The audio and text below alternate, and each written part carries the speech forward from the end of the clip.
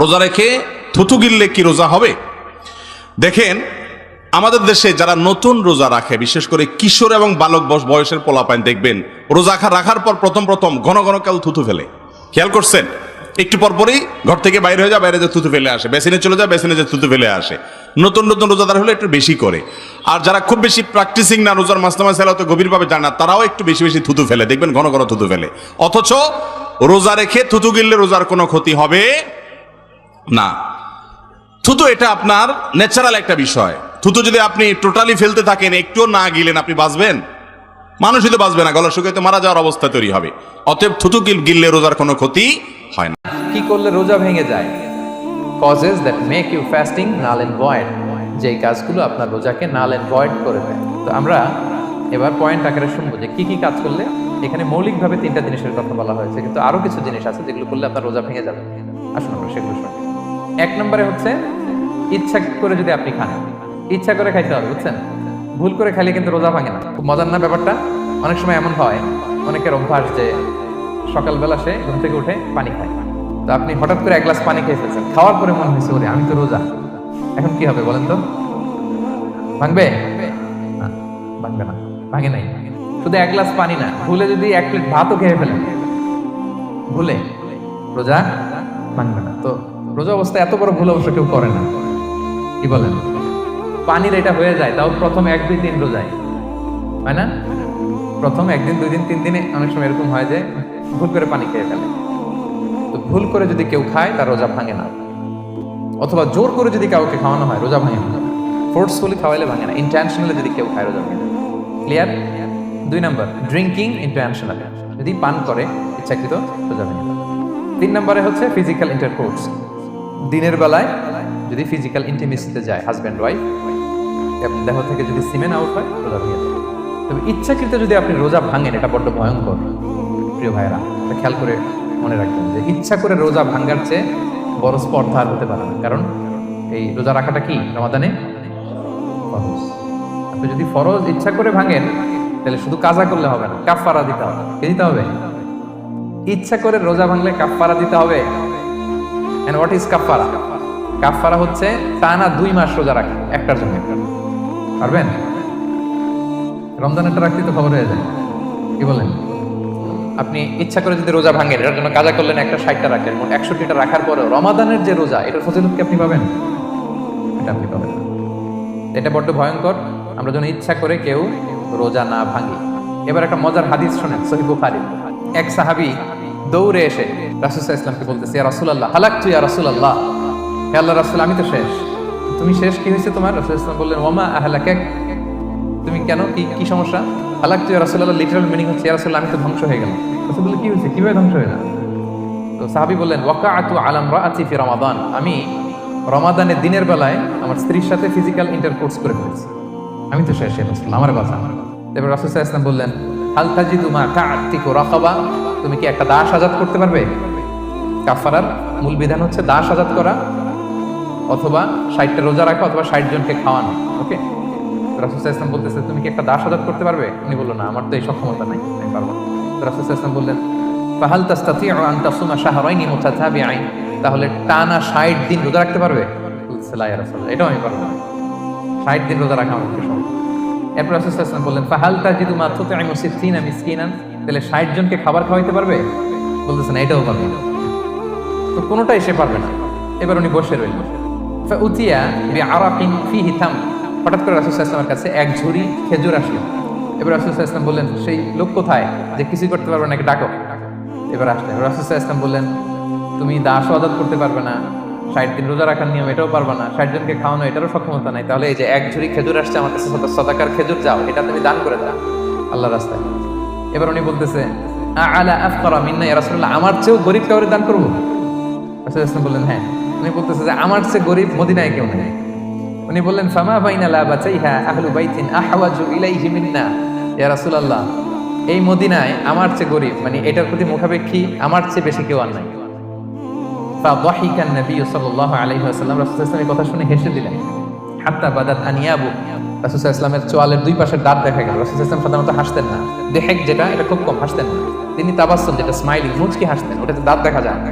কিন্তু এই লোকের কাণ্ড দেখে, এই সাহাবী রাদিয়াল্লাহু তাআলা আনহুর কাণ্ড দেখে রাসূলুল্লাহ সাল্লাল্লাহু আলাইহি ওয়াসাল্লাম হাসি আর থামে রাখতে পারলেন না। ফাদাহিকান নবী সাল্লাল্লাহু আলাইহি ওয়াসাল্লাম, রাসূলুল্লাহ সাল্লাল্লাহু আলাইহি ওয়াসাল্লাম এমন হেসে দিলেন যে ওনার দাঁত দেখা গেল, এরকম হাসি উনি হাসেন না। এরপর রাসূলুল্লাহ সাল্লাল্লাহু আলাইহি ওয়াসাল্লাম বললেন, কি আর করা, যাও, ইযহাব ফাআতইমহু আহলাক, যাও নিয়ে তোমার ফ্যামিলিতে খাও। আর কি করলে রোজা ভেঙে যায়? ইচ্ছা করে যদি বমি করে রোজা ভেঙে যাবে, তবে অনিচ্ছার সাথে বমি আসলে রোজা ভাঙে। ক্লিয়ার? 5 নাম্বার হচ্ছে আল ইস্তিমনা, মানে মাস্টারবেশন, হস্তমৈথুনের মাধ্যমে কেউ যদি সিমেন আউট করে তাহলে তার রোজা ভেঙে যাবে এবং এটার জন্য কাজা কাফারা দিতেই লাগে। 6 নাম্বার স্মোকিং। স্মোকিং যদি রমাদানে কেউ করে রোজা কিন্তু শেষ, কারণ এটার মধ্যে এমন পার্টিকেল থাকে যেটা আপনার ভিতরে চলে যায়, সো আপনার রোজা ভেঙে যাবে, খবরদার স্মোকিং করবেন না। 7 নাম্বারে আপনি যদি নাকে ড্রপ দেন, রোজা রাখা অবস্থায় নাকে ড্রপ দেওয়া যাবে না। হ্যাঁ, নাক হচ্ছে gateway to reach in the stomach, এটা স্টোমাকে পৌঁছার একটা গেটওয়ে। আপনি নাকে ড্রপ দিলে দেখবেন কিছুক্ষণ পরে গলায় একটা তেতো তেতো ভাব অনুভব হয়, আস্তে করে এটা স্টোমাকে রোজা ভেঙে যাবে। নাকের ড্রপ এটা রাতে সন্ধ্যা থেকে শুরু করে সাহুর খাওয়া পর্যন্ত। তারাবি নামাজ এটা গুরুত্বপূর্ণ একটি সুন্নত আমল। রমাদান মাসে যদি কেউ তারাবির নামাজ পড়ে, নবী করিম সাল্লাল্লাহু আলাইহি ওয়াসাল্লাম বলেছেন, মান কামা রমাদানা ঈমানান ওয়া ইহতিসাবা গুফিরা লাহু মা তাকাদ্দামা মিন যামবি। যে ব্যক্তি রমজানে রাতের বেলা দাঁড়িয়ে তারাবির নামাজ আদায় করবে, তার পেছনের সমস্ত গুনাহ খাতা আল্লাহ তাআলা মাফ করে দিবেন। অতএব তারাবি নামাজ পড়তে চেষ্টা করা উচিত। কিন্তু কোনো কারণে যদি কেউ তারাবি নামাজ না পড়েন, তার কারণে তার রোজা হবে না, এমন কোনো কথা পৃথিবীর কোনো আলেম, কোনো ফকিহ বলেন নাই। অতএব যদি কেউ তারাবি পড়তে নাও পারেন, রোজা তাকে অবশ্যই রাখতে হবে। তারাবি মিস হলে গুনাহ হবে না, বড় গুনাহ কবিরা গুনাহ হবে না, কিন্তু রমজানের রোজা মিস হলে কবিরা গুনাহ হবে। অতএব তারাবি নামাজ এটা আমাদের আদায় করা উচিত। এটা যদি ছুটে যায় কোনো কারণে, হঠাৎ কোনো একদিন একা একা পড়ে নেব, আর যদি অসুস্থতার কারণে শরীর খারাপ লাগে, পড়লামই না, একদিন মাত দিলাম হঠাৎ করে, তাহলে ইনশাআল্লাহ বড় কোনো গুনাহ হবে না বা গুনাহ হবে না। কিন্তু অলসতা করে যদি আমি বাদ দেই, তাহলে সেটা। সিয়াম পালন করি রমাদান মাসে বা অন্য সময়, সিয়ামরত অবস্থায় একজন সিয়াম পালনকারী ব্যক্তি তিনি নখ, চুল ইত্যাদি কাটতে পারবেন কিনা, শেভ হতে পারবেন কিনা, তিনি নাভির নিচের পশম ইত্যাদি কাটতে পারবেন কিনা বা চাঁচতে পারবেন কিনা, এ বিষয়ে আমরা অনেকেই জানতে চাই। সিয়ামরত অবস্থায় এই কাজগুলো করলে আমাদের সিয়াম ভঙ্গ হবে কিনা বা সিয়ামের কোনো ক্ষতি হবে কিনা, সিয়ামের জন্য এটি ক্ষতিকর হবে কিনা, পুরো বিষয়টিকে আমরা সামনে রেখে উত্তর দেওয়ার চেষ্টা করব ইনশাআল্লাহ হবে না। প্রিয় দর্শক, আমরা এর আগে সুনান নাসাইর একটি বর্ণনায় কোনো একটা পর্বে উল্লেখ করেছিলাম যে সিয়াম ভঙ্গের বিষয়টি আসলে নির্ভর করে শরীরে কোনো কিছু প্রবেশ হলো কিনা, পেটে পাকস্থলিতে কোনো কিছু গেল কিনা, খাদ্যের কাজ হলো কিনা, এর উপরে সিয়াম ভঙ্গের বিষয়টি নির্ভর করে। শুধুমাত্র বীর্যপাতের বিষয়টি এক্সেপশনাল। কোনো কিছু বের হলে ওযু ভঙ্গ হয়, আর কোনো কিছু প্রবেশ করলে রোজা ভঙ্গ হয়। বীর্যপাতের বিষয়টি এক্সেপশনাল, ভিন্ন, ব্যতিক্রম, যে তার ফলে রোজা ভঙ্গ হয়। আমরা দেখি নখ, চুল ইত্যাদি কাটলে বা শেভ হলে, অথবা আপনার নাভির নিচের কোনো পশম ইত্যাদি যদি কেউ কেটে থাকেন বা চেঁচে থাকেন, তাহলে এগুলো শরীরে কোনো কিছুকে প্রবেশ করায় না, যার কারণে এগুলো সিয়াম ভঙ্গ হওয়ার কোনো কারণ হতে পারে না। এর বাইরেও সুস্পষ্টভাবে এ বিষয়ে ফতোয়া দেখতে পাই আমরা। অনেক বড় বড় বিজ্ঞ ফকিগণ এবং মুফতিগণ সারা পৃথিবীতে ফতোয়া দিয়েছেন। তার ভিতরে সৌদি আরবের সাবেক গ্র্যান্ড মুফতি আব্দুল আজিজ বিন আব্দুল্লাহ বিন বাজ রাহমাহুল্লাহ তিনি ফতোয়া দিয়েছেন যে চুল, নখ ইত্যাদি কাটলে সিয়াম ভঙ্গ হবে না। দাড়ি শেভ করা এটা এমনিতে হারাম কাজ, কোনো মুসলমানের জন্য জায়েজ নাই, সেটা রমজান মাসেও না, রমজানের বাইরেও না। তবে যদি কেউ করেন, এর ফলে তার সিয়াম ভঙ্গ হবে না। নাভি নিচের পশম ইত্যাদি শরীরের অবাঞ্ছিত লোম, এগুলো যদি আমরা কোনোভাবে রিমুভ করি, কাটি বা চাঁচি, তাহলে সেক্ষেত্রে এটাও আমাদের সিয়াম ভঙ্গের কোনো কারণ হবে না।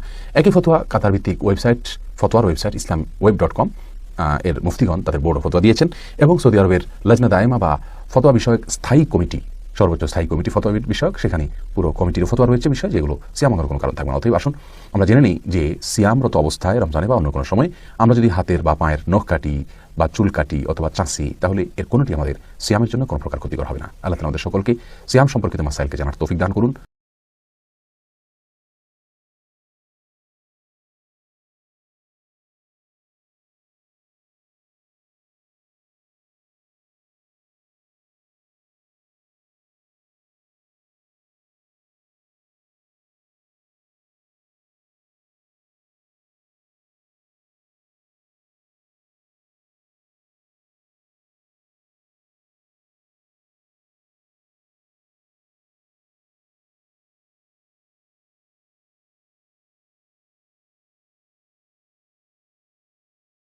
রমজান মাসে কোন আমলগুলো বেশি করা উচিত?